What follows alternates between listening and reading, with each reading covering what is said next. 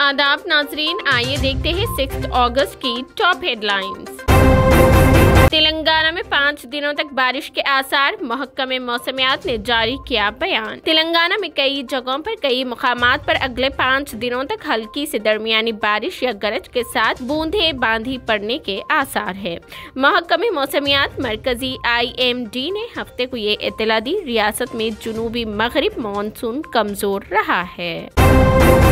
चार मीनार पर multi colours lighting, मरकजी वजीर किशन रेड्डी ने किया इफ्तिताह। मरकजी वजीर सियाहत जी किशन रेड्डी ने हैदराबाद के तारीखी इमारत चार मीनार पर मल्टी कलर्स लाइटिंग का इफ्तिताह किया। उन्होंने कहा कि चार मीनार न सिर्फ हिंदुस्तान बल्कि दुनिया भर में शोहरत रखता है, जहां हर रोज हजारों सियाह और इमारत का मुशाहिदा करने आते हैं। रात के औकात में इस इमारत को मजीद पुरकशिश बनाने के लिए उनके महकमे की जानिब से मल्टी कलर लाइटिंग लगाई गई है। इस मौके पर रियासती वजीर सियाहत श्रीनिवास गौड़, मजलिसी रुकने कौंसिल रहमत बेग और दीगर मौजूद थे।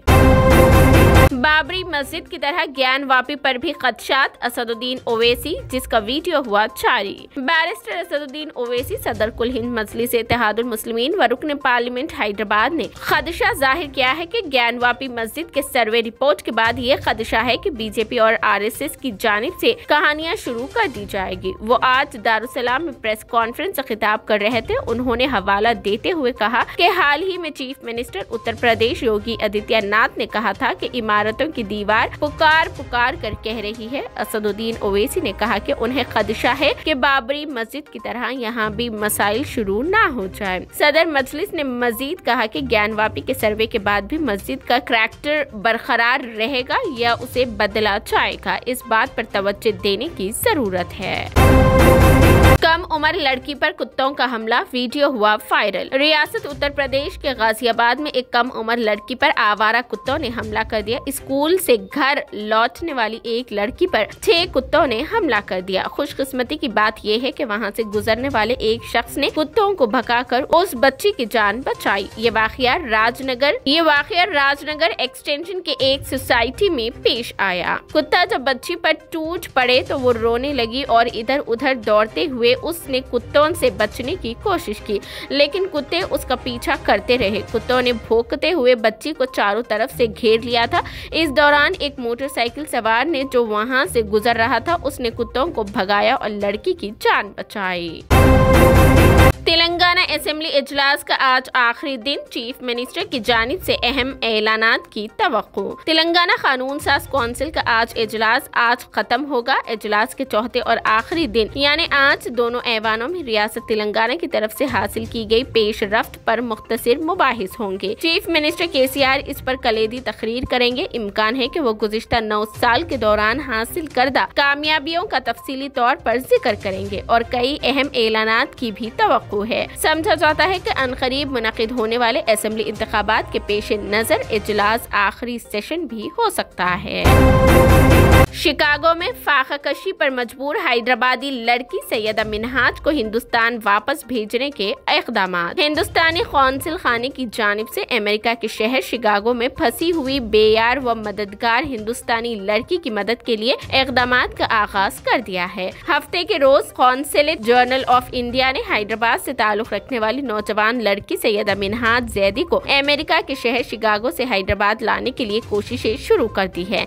हिंदुस्तानी सिफारत खाने ने इंकशाफ किया कि मिनहाज जैदी फिलहाल सेहतमंद है। हम सैयदा लूलू मिनहाज जैदी से राब्ता करने में कामयाब हो गए। हमने उन्हें बताया कि हम उन्हें जरूरी तिब्बी देखभाल और हिंदुस्तान जाने में मदद फराहम करेंगे। बताया गया है कि उन्होंने हिंदुस्तान में अपनी वालदा से भी बात की। कौंसलेट ने ट्विटर पर कहा कि हम उन्हें हर तरह की मदद फराहम करने के लिए तैयार है। वाज़ेह रहे कि हैदराबाद से ताल्लुक रखने वाली लड़की सैयदा मिनहाज जैदी अगस्त 2021 में MS करने के लिए अमेरिका गई थी। वो अक्सर अपनी वालदा सैयदा वहाज फातिमा से फोन पर बात किया करती थी।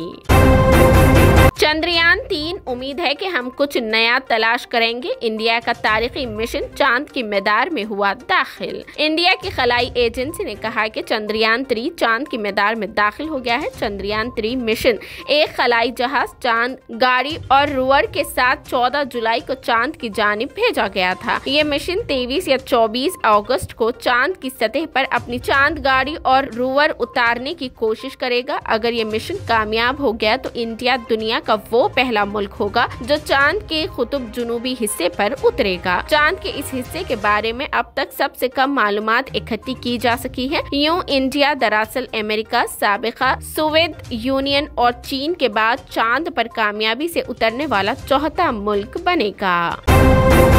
हरियाणा नूह जिला में 8 अगस्त तक इंटरनेट बंद रहेगा। पुलिस ने राजस्थान से 8 मुलजिमान को किया गिरफ्तार। हरियाणा के नूह जिला में पीर को तशद्दुद के बाद इंतजामिया हालात को मामूल पर लाने की मुसलसिल कोशिश कर रही है। पुलिस सोशल मीडिया के जरिए माहौल खराब करने वालों के खिलाफ कार्रवाई कर रही है। इसलिए किसी भी किस्म की अफवाहों को रोकने के लिए तशद्दुद के बाद से इंटरनेट बंद कर दिया गया है। इंतजामिया ने पहले 5 अगस्त तक इंटरनेट बंद करने का ऐलान किया था, ताहम अब इस मुद्दत में 8 अगस्त तक तौसीक कर दी गई है। इसके साथ साथ पुलिस नूह तशद्दुद के मुलजिमान को पकड़ने के लिए मुसलसिल कोशिशें कर रही है। नूह पुलिस ने मेवात से मुतसिल राजस्थान के इलाकों से 8 मुलजिमान को गिरफ्तार किया है। नूह तशद्दुद के इल्जाम में पुलिस ने राजस्थान से जिन 8 लोगों को गिरफ्तार किया है, ये सभी मेवात से मुतसिल राजस्थान के इजला के रहने वाले हैं।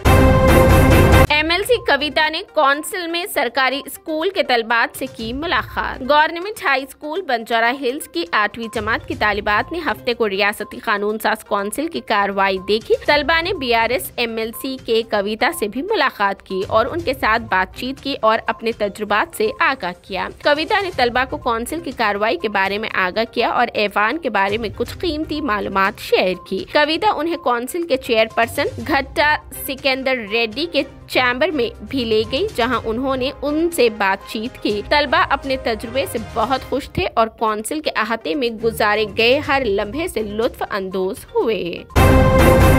इंडिया का मुंबई में 31 अगस्त और 1 सितंबर को इजलास। पटना और बेंगलुरु के बाद अपोजिशन इत्तेहाद इंडिया का आइंदा इजलास मुंबई में मुनाकिद करने की तैयारियां जोर शोर से चल रही है। बेंगलुरु में हुई गुज़िश्ता मीटिंग के बाद ही अगली मीटिंग मुंबई में करने की बात कही गई थी और अब शिवसेना UBT लीडर और राज्यसभा रुकन संजय राउत ने ऐलान किया है कि अपोजिशन इत्तेहाद की मीटिंग मुंबई में 21 अगस्त और 1 सितंबर को होगी। इस मीटिंग की मेजबानी शिवसेना UBT चीफ उद्धव ठाकरे करेंगे। संजय राउत का कहना है कि मीटिंग की मेजबानी शिवसेना UBT के साथ साथ कांग्रेस और NCB भी करेगी, यानी महाराष्ट्र की महाविकास अखाड़ी इत्तेहाद मुंबई की मीटिंग का जिम्मे अपने कंधे पर उठाएगी। राउत का कहना है कि आज भी इंडिया इत्तेहाद की मीटिंग को लेकर उनके शरद पवार, सुप्रिया सोले, पृथ्वीराज चौहान, नाना पटोले, अशोक चौहान समेत कई लीडरान से बात हुई।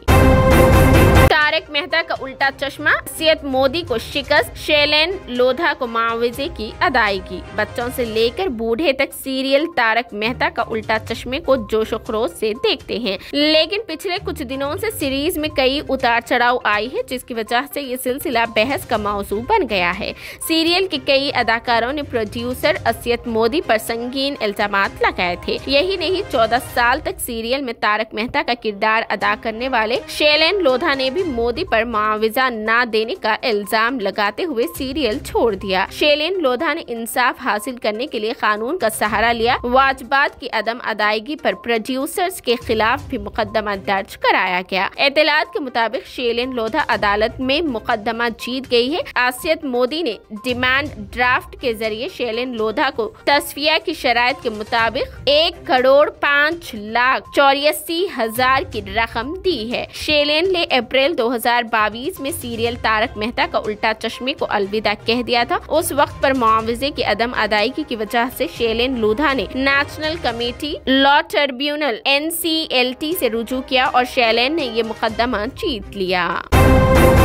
झारखंड में बस नदी में गिर पड़ी, 2 हलाक, कई जख्मी। झारखंड के गिरिडीह में हफ्ते की रात मुसाफिरों से लदी एक बस नदी में गिरने से कम 2 लोगों की मौत हो गई। कई दीगर अफराद के डूबने का खदशा है और रेस्क्यू ऑपरेशन जारी है। बाज मुसाफिरों की हालत नाजुक बताई जाती है। पुलिस और रेस्क्यू टीमें मौके पर मौजूद है। झारखंड के डमरी गाँव में बड़कर नदी में ये वाकया पेश आया। मीडिया रिपोर्ट्स के मुताबिक बस रांची से गिरिडीह जा रही थी। हादसा गिरिडीह डमरी रोड एपिसोड पर पेश आया, जब बस एक पुल के रेलिंग को तोड़कर 50 फीट गहराई में नदी में जा गिरी। मजीद तफसीलात मालूम नहीं हो सकी।